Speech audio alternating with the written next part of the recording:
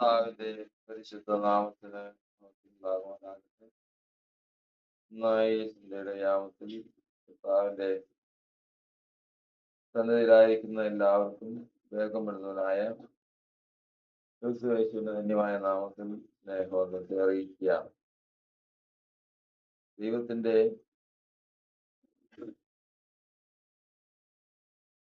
അതിന് പ്രകാരം നമുക്ക് ഇത് ശുദ്ധീകരണത്തിനുള്ള നാളുകളാണ്. ഒരു മനുഷ്യന്റെ ശുദ്ധീകരണം എന്ന് പറയുന്നത് അശുദ്ധി നിമിത്തം അവന് അനുഗ്രഹങ്ങൾ ഇല്ലാതെ പോകുന്നു എന്നുള്ളത് ദൈവത്തിന്റെ വചനത്തിൽ നാം പഠിക്കുകയാണ്. എന്തെല്ലാം നന്മകൾ മനുഷ്യനെ പ്രാപിക്കാൻ കഴിയും അവൻ ശുദ്ധിയുള്ളവനാണെങ്കിൽ. കാരണം പൂർണ്ണമായ ഒരു ശുദ്ധീകരണം അവനെ നേരിടുള്ളവനാക്കത്തുള്ളൂ. ദൈവം മനുഷ്യനെ എന്തിനു വേണ്ടി സൃഷ്ടിച്ചു? എങ്ങനെ സൃഷ്ടിച്ചു? നേരിടുള്ളവനാക്കുന്നു. അവിടെ എത്തുന്നത് വരെയുമാണ് ശുദ്ധീകരണം. അത്രേ ആയാൽ മതി. അങ്ങനെ ആയിക്കഴിഞ്ഞാൽ പിന്നെ അടുത്തത് ദൈവത്തിന്റെ പ്രവൃത്തിയാണ്. നേരിടുള്ളവർക്ക് ഒരു നന്മയ്ക്കും ഉടക്കം വരുത്തും. നേരിടുള്ളവനെ തൊടാൻ കർത്താവ് സമ്മതിക്കും. അവൻ നേരിടുള്ളവനെന്ന് ഉറപ്പ് പ്രാപിച്ചു കഴിഞ്ഞാൽ ഒരു പ്രശ്നമില്ല. നമ്മൾ വചനത്തിൽ നിന്ന് പഠിക്കുന്നത് ദൈവഭക്തൻ ആരാ? ഒറ്റ ഉത്തരവേ ഉള്ളൂ. ദൈവത്തിന്റെ ഭക്തൻ ആരാന്ന് വെച്ച് കഴിഞ്ഞാൽ ദിവസവും വചനം വായിക്കുന്നവൻ, പ്രാർത്ഥിക്കുന്നവൻ, ആരാധിക്കുന്നവൻ എന്നല്ല പറഞ്ഞിരിക്കുന്നത്. ദൈവഭക്തൻ എന്ന് പറഞ്ഞു കഴിഞ്ഞാൽ സവിശാക്കൾ 10-ാമധ്യായത്തിൽ എഴുതിയിരിക്കുന്നത് നേരുള്ളവൻ യഹോവഭക്തൻ. നേരുള്ളവൻ യഥാർത്ഥ അവൻ വേറെ ഭക്തിയൊന്നും കാണിക്കേണ്ട. അവൻ ആരാണ്? യഹോവഭക്തനാണ്. അതാണ് ഒരു മനുഷ്യന്റെ ശുദ്ധീകരണം. അവനെ ദൈവഭക്തനാക്കി തീർക്കുന്നു. ഏത് ചുരുക്കത്തിൽ ഇയ്യോബിനെ കുറിച്ച് കർത്താവ് പറഞ്ഞ സാക്ഷ്യം അങ്ങനെ തന്നെ വരുന്നു. നേരുള്ളവൻ, യഹോവഭക്തൻ, ദോഷം വിട്ടാകുന്നവൻ, നിഷ്കളങ്കൻ, ഈ 4 ഗുണത്തിലേക്ക് അവനെത്തുന്നു. അത്ര എത്തിക്കഴിഞ്ഞാൽ പ്രശ്നം തീർന്നു. പിന്നെ ചെയ്യേണ്ടത് ദൈവത്തിന് അറിയാം. എന്നാൽ അവിടെ എത്തുന്നതിന് മുമ്പ് മനുഷ്യന് പല ചിന്തകളുമുണ്ട്. അവിടെയാണ് പ്രശ്നം. നമ്മൾ വായിച്ചു കേട്ടത് നിങ്ങളുടെ വിചാരങ്ങളല്ല എൻ്റെ വിചാരം, നിങ്ങളുടെ വഴികളല്ല എൻ്റെ വഴി. അത് ആദ്യമേ തന്നെ നിങ്ങളുടെ വിചാരങ്ങൾ അങ്ങ് മാറ്റിവെക്കണം. നിങ്ങളുടെ ഒരുപാട് വഴികളുണ്ട്, അതും അങ്ങ് മാറ്റിവെക്കണം. ഇന്ന വഴികളുണ്ട്. ദൈവത്തിന് ആരും ബുദ്ധി ഉപദേശിക്കണ്ട. ദൈവത്തിന്റെ വഴിയാണ്.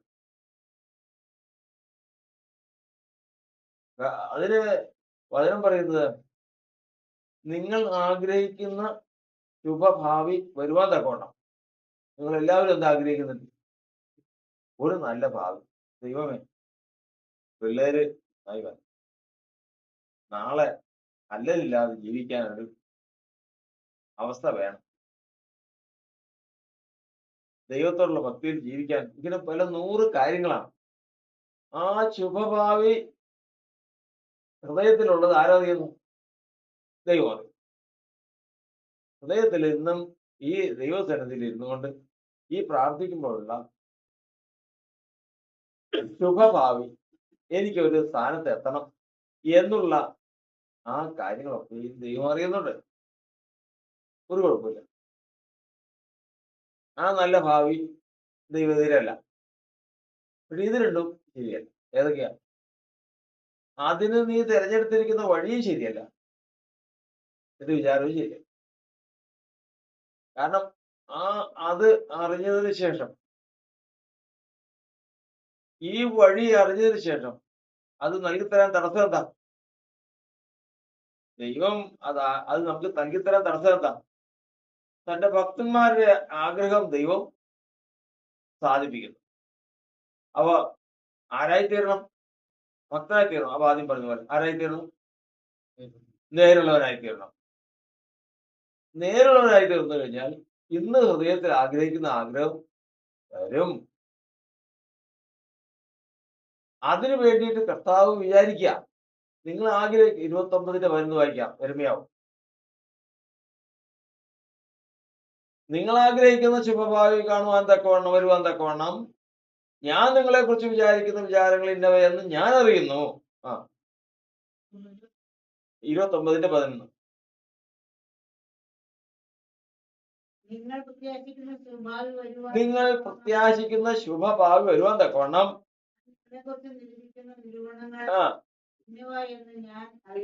നിങ്ങളും നിരൂപിക്കുക. ഞാൻ ഇന്ന് ആഗ്രഹിക്കുന്ന ശുഭഭാവി വരുവാൻ തക്കവണ്ണം ഏതെല്ലാം വഴിക്ക് പോകണം, എന്തെല്ലാം ചെയ്യണമെന്ന് നിങ്ങൾ നിരൂപിക്കുക. പക്ഷെ ആഗ്രഹം അറിഞ്ഞ ദൈവം ഒന്ന് നിരൂപിക്കുന്നു, വ്യക്തമായിട്ട് നിരൂപിക്കുന്നുണ്ട്. ഇവൻ എങ്ങനെ ഇത് സാധിപ്പിച്ചു കൊടുക്കണം, ഇതെങ്ങനെ ഇവൻ ആഗ്രഹിക്കുന്ന സ്ഥാനത്ത് ഇവനെ എത്തിക്കണം എന്ന് ദൈവം ആഗ്രഹിച്ചുകൊണ്ടിരിക്കുക. ഒരു കാര്യം ചെയ്യണം, ഒരു കാര്യം ഓർക്കണം. ദൈവം നിരൂപിക്കുന്ന ഒരിക്കലും തിന്മയ്ക്കല്ല, പിന്നെയോ നന്മയ്ക്ക് തന്നെയാണെന്ന് ഓർത്തുകൊള്ളുക.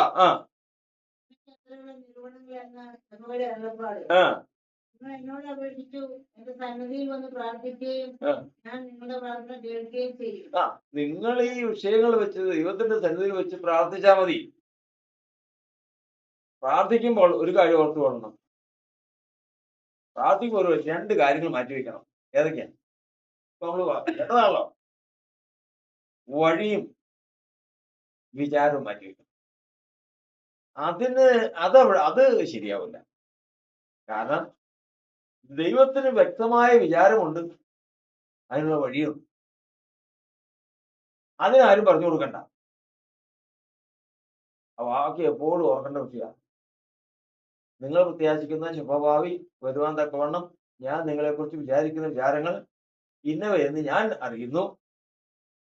അത് തിന്മയ്ക്കല്ല നന്മയ്ക്കായിട്ട് തന്നെയുള്ള വിചാരങ്ങൾ നിലപാടുന്നു. നിങ്ങൾ എന്ത് ചെയ്താൽ മതി? ദൈവസന്നിധിയിലേക്ക് വന്ന് അപേക്ഷിച്ചാൽ മതി, അത് ഞാൻ നിങ്ങൾക്ക് തരും. പ്രശ്നം അവിടെയാണ്. നിങ്ങൾ എന്നെ അന്വേഷിക്കും, പൂർണ്ണതയോടെ അന്വേഷിക്കുമ്പോൾ എന്നെ കണ്ടെത്തും. കർത്താവ്. അപ്പൊ ഇപ്പൊ ഇന്ന് അന്വേഷണം എന്നാ?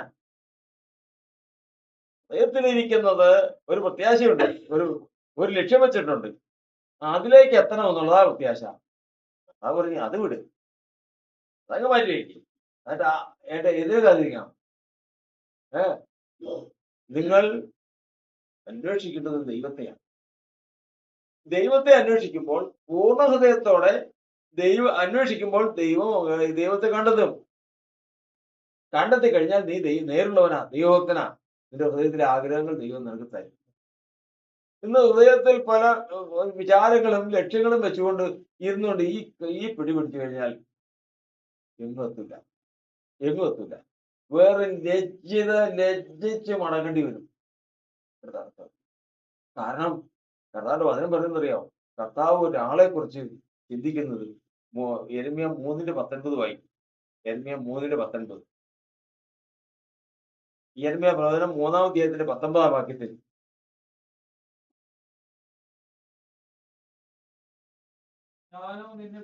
ഞാനോ നിന്നെ ദത്തെടുത്തു. നമ്മൾ പറഞ്ഞാല് കഴിഞ്ഞ ദിവസം പറഞ്ഞത് കേട്ടല്ലോ, ദൈവത്തിന് മക്കൾ എത്ര പേരുണ്ട്?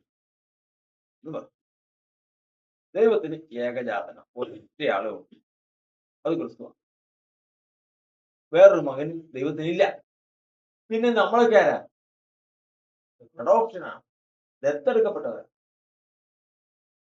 നമ്മളെ ദത്തെടുക്കുക. അപ്പൊ ഈ അപ്പൻ ദത്തെടുത്തപ്പോ അപ്പന്റെ ആശയം എന്നാണെന്നറിയോ? ഞാനാ നിങ്ങൾ ദത്തെടുത്തു. പിതാവിനോട് അതിഭംഗിയുള്ള അവകാശമായ ആ ദേശം നൽകേണ്ടത് എങ്ങനെയെന്ന് വിചാരിച്ചു. നീ എങ്ങനെ ഇവനെ ദത്തെടുത്തതിന് ശേഷം ഈ സകല ജാതികളുടെയും മനോഹര ദേശം, ഈ ലോകത്തിൽ ഏറ്റവും ശ്രേഷ്ഠമായിട്ടുള്ള ഒരു അനുഗ്രഹം നിനക്ക് നൽകേണ്ടത് എങ്ങനെയെന്ന് വിചാരിച്ചു. അപ്പൊ വിചാരം ആരെയാ? ദത്തെടുക്കപ്പെട്ടവനെ കുറിച്ചുള്ള വിചാരം ആർക്കുള്ളതാ? ദൈവത്തിലുള്ളതാ. ദൈവത്തിലുള്ളതാ. ഒരിക്കലും ദത്തെടുക്കപ്പെട്ടവനുള്ളതല്ല. അത് ദൈവം കരുതിക്കോളും. എങ്ങനെയെന്ന് വിചാരിച്ചു. ഒറ്റ ഏറ്റവും മെയിൻ ആഗ്രഹമാണ്. എനിക്കറിയാം, ഒരു ഭാര്യയും ഭർത്താവും, അവർക്ക് പ്രായമായിട്ട് മക്കളില്ല. അവരൊരു കുഞ്ഞിനെ ദത്തെടുത്തത് പെൺകുട്ടിയാണ്. ആ പെൺകുട്ടി ഇങ്ങനെ കാത്തിരിക്കും. ആ സ്ത്രീ ഈ കുഞ്ഞിലേക്ക് ഇങ്ങനെ ജാഗ്രതയോടെ കാത്തിരിക്കും. ഒരു ദിവസം അവള് ഇങ്ങനെയൊന്ന് വിളിച്ചാൽ മതി, മമ്മി എന്നൊരൊറ്റ വാക്ക് വിളിച്ചാൽ മതി, ആനന്ദത്തിൽ കിടന്നുറങ്ങും. കേട്ടോ, അവരുടെ ദുഃഖം നമുക്ക് പറഞ്ഞറിയിക്കാൻ പറ്റില്ല. മക്കൾ ഇല്ലാത്തവരുടെ ദുഃഖം അത് പറഞ്ഞറിയിക്കാൻ പറ്റില്ല. ഇവരിൽ നിന്ന് പ്രതീക്ഷിക്കുന്നത് ഇതാണ്: നിന്റെ ഒരു സമ്പത്തും വേണ്ട. കാരണം നിനക്കും അപ്പുറത്തും ദൈവം കരുതിയിട്ടുണ്ട്. ആ അപ്പൻ കരുതിയിട്ടുണ്ട്. ഒന്നും ചെയ്യണ്ട. എങ്ങനെ ചെയ്താൽ മതി? എന്റെ പിതാവേ എന്ന് നീ വിളിക്കും എന്ന് പറഞ്ഞു കഴിഞ്ഞാൽ ഒരു വ്യവസ്ഥയുണ്ട്. ആരൊക്കെയാ അതിനെ പറയുന്നത്? നമ്മൾ യേശുവിനെ സഹോദരന്മാരെന്ന് വിളിക്കാൻ ദൈവം യേശു ലജ്ജിക്കരുത്. കാരണം എന്താ കാരണം? കളവ് കേസിന് വിളിച്ചു വരുത്താൻ ചേട്ടാന്ന് വിളിച്ചതിന് വേറൊരാൾ ചൂടാവണാണ്. അവൻ ആരാ? കള്ളന. അവനാണ് ആരേന്ന് വിളിച്ചത്? ജ്യേഷ്ഠാന്ന് വിളിച്ചത്. അതൊരിക്കലും ഇഷ്ടമല്ല. ജ്യേഷ്ഠാന്ന് വിളിക്കുന്നെങ്കിൽ ആ നിലയിലുള്ളവനായിരിക്കണം. യേശുവിനെ ജ്യേഷ്ഠാന്ന് വിളിക്കണമെങ്കിൽ അവൻ ആരായിരിക്കും അറിയാവും? യേശുവിനെ സഹോദരാന്ന് വിളിക്കുന്നു. പ്രസംഗിക്കുമ്പോൾ ഭയങ്കരമായിട്ട് പ്രസംഗിക്കും. ഞാനും ഒക്കെ പ്രസംഗിക്കുന്നു. യേശുവിന്റെ മൂത്ത ജ്യേഷ്ഠ സഹോദരനാന്നൊക്കെ പ്രസംഗിക്കും. പക്ഷെ അത് വിളിക്കുമ്പോൾ യേശു ഒഴിഞ്ഞു മാറാതിരിക്കണമെങ്കിൽ, യേശു അത് അംഗീകരിക്കണമെങ്കിൽ അതിന് വ്യവസ്ഥയുണ്ട്. ആ വ്യവസ്ഥയൊക്കെ നമ്മൾ പിന്നെ ചിന്തിക്കാം. രണ്ടാമത്തത്, അവനവരെ ദൈവം എന്ന് വിളിക്കാൻ ലജ്ജിക്കുന്നില്ല. ദൈവമെന്ന് വിളിച്ചു കഴിയുമ്പോ ദൈവം എന്ത് ചെയ്യരുത്? ലജ്ജിക്കരുത്. ഇത് ആരൊക്കെയാ എന്നെ ദൈവം എന്ന് വിളിക്കുന്നത്? ദൈവം എന്ന് വിളിക്കണമെങ്കിൽ ഒരു 4 കൂട്ടം കാര്യം ഇവിടെ എഴുതിയിരുന്നു. ആ 4 കൂട്ടം പ്രദേശത്തെ അന്വേഷിക്കണം. ഭൂമിയിൽ അന്യനും പരദേശികളും ഒന്ന് എണ്ണി. ഇങ്ങനെയുള്ളവർ ഒരു പ്രദേശം അന്വേഷിക്കുന്നു. ദൈവം അവരുടെ ദൈവം എന്ന് വിളിക്കപ്പെടാൻ ലജ്ജിക്കുന്നില്ല. ഇതുപോലെ ഒരു കാര്യമാണ് എന്താണ് പിതാവേ എന്ന് വിളിക്കുമ്പോൾ. പിതാവേ എന്ന് വിളിക്കുമ്പോൾ അവൻ ആരായിരിക്കണം? പുത്രനായിരിക്കണം. എന്തൊക്കെ ഉണ്ടായിരിക്കണം? അപ്പാന്ന് പിതാവെന്ന് വിളിക്കുമ്പോഴത്തേക്കും ഒരു അപ്പന്റെ ആഗ്രഹം പറഞ്ഞു കേട്ടല്ലോ. ദത്തെടുക്കുന്ന ഒരു അപ്പന്റെ ആഗ്രഹം എന്താ? അവനെന്നെ എന്തെന്ന് വിളിക്കും? പിതാവെന്ന് വിളിക്കും. അപ്പൊ ഇവിടെ നമുക്കത് വായിക്കുമ്പോൾ ഇത്ര പ്രശ്നമാണോ? ഒരു വന്നു കഴിഞ്ഞാൽ എന്തോരും രാവും പകലും പിതാവെന്നല്ലേ നമ്മൾ വിളിക്കണേ? ഇങ്ങനെയല്ല. പിതാവെന്ന് വിളിക്കുന്നവൻ പിതാവിന്റെ ഇഷ്ടം അവന്റെ ഹൃദയത്തിലുണ്ടാകണം. അവർ പിതാക്കന്മാരുടെ വാക്കുകളിൽ ആശ്രയിക്കുന്നു. പിതാവിന്റെ വാക്കുകൾ അവന്റെ വായിലുണ്ടായിരിക്കണം. പിതാവിന്റെ പ്രവൃത്തികൾ അവർ പൂരിപ്പിക്കുന്നു. പിതാവ് ചെയ്ത പ്രവൃത്തികൾ അവരുടെ ജീവിതത്തിൽ ഉണ്ടായിരിക്കണം. ഇങ്ങനെ ചില വ്യവസ്ഥകളുണ്ട്. ഈ വ്യവസ്ഥകളോട് കൂടി ദൈവസന്നിധിയിലായിരിക്കുന്നവൻ പിതാവെന്ന് വിളിച്ചു കഴിഞ്ഞാൽ സന്തോഷമായി. ഒരു കുഴപ്പമില്ല. എന്റെ പിതാവെന്ന് വിളിച്ചു കഴിഞ്ഞാൽ ദൈവത്തിന് സന്തോഷമായി. കാരണം ദൈവം വിചാരിച്ചിരിക്കുക എന്താ, അതിന് വന്നുപോയി. ദത്തെടുത്തതിന് ശേഷം ഈ ജാതികളുടെ മനോഹരമായിട്ടുള്ള അവകാശം മുഴുവൻ ഇവന് കൊടുക്കാനായിട്ട് ദൈവം തീരുമാനിച്ചേക്കുക, വിചാരിക്കുക. എന്നിട്ടാണ് വിചാരിക്കുന്നത് ഇവൻ അങ്ങനെ ഇവന് അവകാശം കൊടുക്കണമെങ്കിൽ ഇവൻ ആരായിരിക്കണം? പുത്രനായിരിക്കണം. അവനെ ദൈവത്തെ നിന്ന് വിളിക്കണം, പിതാവെന്ന് വിളിക്കണം. അടുത്തത്, നീ എന്നെ വിട്ടുമാറുകയില്ല എന്ന്. ഒരിക്കലും വിട്ടുമാറാതെ ദൈവത്തെ തന്നെ, ഹാനോക്ക് ദൈവത്തോട് കൂടെ നടന്നതുപോലെ ദൈവത്തോട് കൂടെ നടന്നു എന്ന് സാക്ഷ്യം പ്രാപിക്കണം. കർത്താവിനോട് കൂടെ നടക്കണം എന്ന് ഞാൻ വിചാരിക്കും. ഇത്രയാണ് കർത്താവിന്റെ വിചാരം. കർത്താവിന്റെ വിചാരമാണ്, പിതാവിന്റെ വിചാരമാണ്. അടുത്ത കർത്താവിന്റെ സ്തോത്രം. ഇസ്രായേൽ ഗൃഹമേ, ഒരു ഭാര്യ തന്റെ ഭർത്താവിനോട് വിശ്വാസവാദം ചെയ്യുന്നത് പോലെ നിങ്ങൾ എന്നോട് വഞ്ചന ചെയ്തു. പോലെ നിങ്ങൾ എന്നോട് വിശ്വാസമാനം ചെയ്തിരിക്കുന്നു എന്ന് സ്തോത്രം.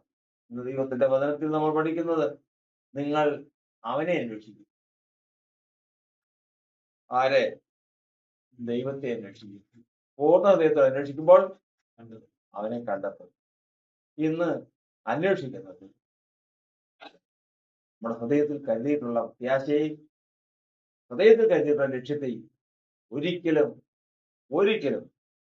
ദൈവത്തിന്റെ വചനം പറയുന്നത് ആ വിചാരങ്ങളല്ല ദൈവത്തിന്റെ വിചാരങ്ങൾ, ആ വഴികളല്ല ദൈവത്തിന്റെ വിചാരങ്ങൾ. നടക്കാൻ പോകുന്നില്ല. ദൈവത്തിന്റെ വിചാരങ്ങൾ ഏറ്റവും ശ്രേഷ്ഠമായവ നൽകണമെന്ന് തന്നെയാണ്. ആ വിചാരങ്ങൾ തിന്മയ്ക്കല്ല നന്മയ്ക്കായിട്ട് തന്നെയാണ്. അത് എങ്ങനെ നൽകണമെന്ന് ദൈവത്തിന് അറിയാം. പൂർണ്ണതയോടെ അവനെ അന്വേഷിക്കുക. അപ്പോൾ ഈ വിചാരങ്ങൾക്കെല്ലാം നടപടി ഉണ്ടാവും. എന്തെല്ലാം ആഗ്രഹിക്കുന്നുവോ തന്റെ ഭക്തന്മാരുടെ ഹൃദയത്തിലെ ആഗ്രഹങ്ങൾ നൽകുന്ന ദൈവം, ഭക്തൻ എന്തെല്ലാം ആഗ്രഹിക്കുന്നത് മുഴുവനും കൊടുക്കുവാൻ മനസ്സുള്ളവനാണ്. അത് എങ്ങനെ തരുമെന്ന് വിചാരിച്ചു കൊണ്ടിരിക്കുമ്പോൾ ദൈവത്തിന്റെ പറയുന്നത് അത് ലഭിക്കാൻ തക്ക ഒരു മാർഗം ദൈവം പറയുകയാണ്. നീ അവനെ എന്ത് ചെയ്യണം? അന്വേഷിക്കണം. എങ്ങനെ അന്വേഷിക്കണം? പൂർണ്ണ ഹൃദയത്തോടെ അന്വേഷിക്കണം. അതോടെ അവനെ കണ്ടെത്തും. നിന്റെ വിചാരങ്ങൾക്ക് നിവൃത്തി ഉണ്ടാകും. കുട്ടികളെ മടങ്ങാൻ പ്രാർത്ഥന.